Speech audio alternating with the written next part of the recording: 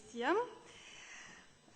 Ačiū organizatoriam, kad suteikia galimybę pasidalinti savo žiniomis apie pneumokokinę infekciją.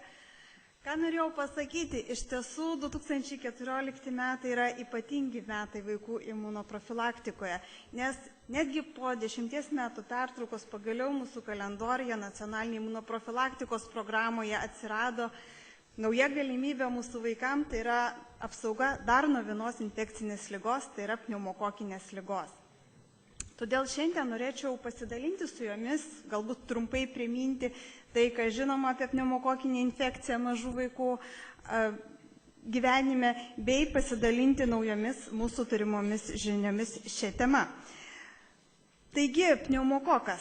Pneumokokas bakterija turinti polisacharidinę kapsulę, lygiai kaip ją turi Haemophilus influenza, lygiai kaip ją turi ir meningokokas. Kalbu apie tą polisacharidinę kapsulę, todėl kad čia ir yra visas įdomumas. Kalbam apie vieną bakteriją, dėl polisacharidinės kapsulės ypatumų yra išskirta dabar jau 93-94 serotipai ir tie serotipai elgiasi skirtingai. Ir kai mes pradedam nagrinėti, dirbti su šią bakteriją, susidarėme tarsi su daugeliu skirtingų bakterijų, kurios skirtingai elgiasi tam tikromis aplinkybėmis.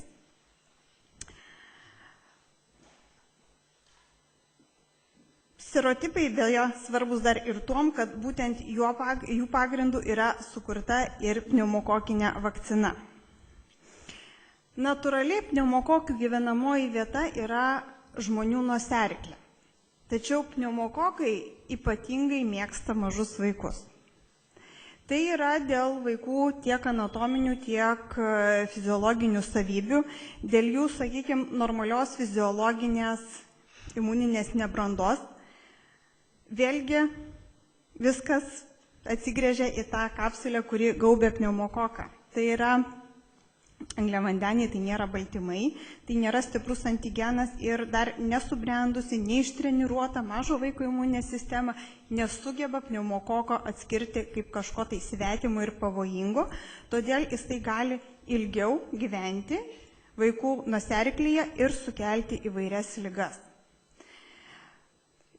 Ligos be abejo tada, kai yra kažkokios tai nepalankios sąlygos, galbūt vaikas peršala, galbūt yra virusinė infekcija, galbūt yra kažkoks tai stresas vaiko gyvenime, tada pneumokokas patenka į kitus aplinkinius organus, ten, kur jisai neturėtų būti ir čia jau pradeda savo piktą veiklą.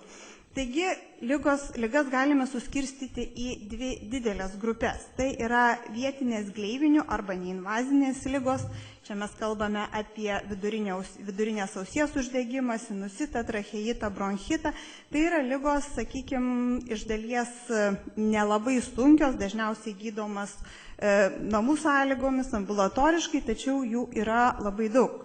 Ir kita didelė grupė ligų, tai yra invazinės pneumokokinės ligos, kaip pneumokokas patenka į normaliom sąlygom jau sterilius skysčius, tai yra į kraują, tai yra į sąnarius skysčius, į perikardą, į smegenis, irgi mes turime meningitą, mes turime sepsį, mes turime kraujo užkrėtimą.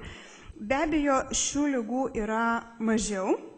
Tačiau jau jos yra labai sunkios, vaikai gydomi stacionare, dažniausiai reanimacijoje ir netgi pradėjus taikyti tinkamą ir laiku paskirtą gydymą dažnai yra įvairūs visą gyvenimą išliekantis liekamieji reiškiniai. Taigi apie šias ligas dar truputėlį toliau pakalbėsiu, bet dar keletą susijusių problemų, kodėl mums blogai, kad tas pneumokokas gyvena vaikų nosiaryklėje. Jautrumas antibiotikam. Kartais mes net nesusimastome, kad gydydami kažkokią tai galbūt kitą infekciją, nebūtinai kvėpavimo takų, arba gydydami kartais be reikalo antibiotikais vaikus sergančiais virusinėmis ligomis, mes kartu visada paveikiame tas atsitiktinai nosiaryklėje esančias bakterijas. Ir pradeda gamintis vienam ar kitam antibiotikui atsparios bakterijos. Ir tie vaikai vėliau, kadangi ši bakterija pneumokokas yra perduodama oro lašiniu būdu, išėję į kolektyvą jau atsparę antibiotikui bakteriją perduoda kitiem vaikam, savo darželinukam auklėtojam, tėvam ir seneliam, kurie yra glaudesnėme kontakte su tėvais ir taip plinta antibiotikam nejautrios bakterijos. Taigi, nešiojimas nosiaryklėje turi keletą savų atspalvių. Taigi, toliau norėčiau grįžti dar prie pneumokokų sukeliamų ligų.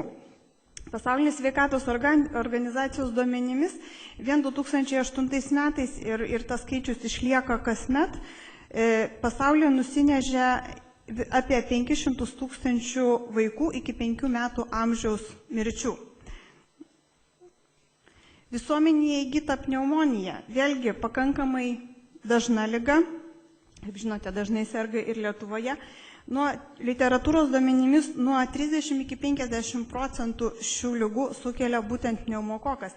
Ir nors susirgimų plaučių uždegimų paskutiniais dešimtmečiais mažėja, tačiau visiems sergamumas išlieka pakankamai didelis. Tai yra nuo 1 iki 5 vaikų iš 10 suserga plaučių uždegimu.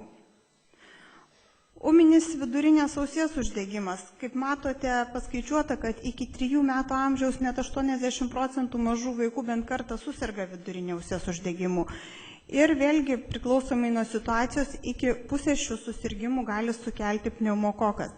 Tai, kaip minėjau, nėra labai galbūt sunki liga, bet jinai, kol vaikas serga, iš tiesų sutrikdo vaiko gyvenimą, mažas vaikas negali lankyti kolektyvo, tėvai turi slaugyti namuose, reikalingi nedarbingumo pažymėjimai, apkraunami apylinkės gydytojai, dažnai vaikas suserga staiga, jam skauda, apylinkės gydytojo turi tokį vaiką priimti, kaip sakyti, be eilės, papildomai dirbti, taigi tai yra labai didelė iš tiesų tiek ekonominė, tiek socialinė problema.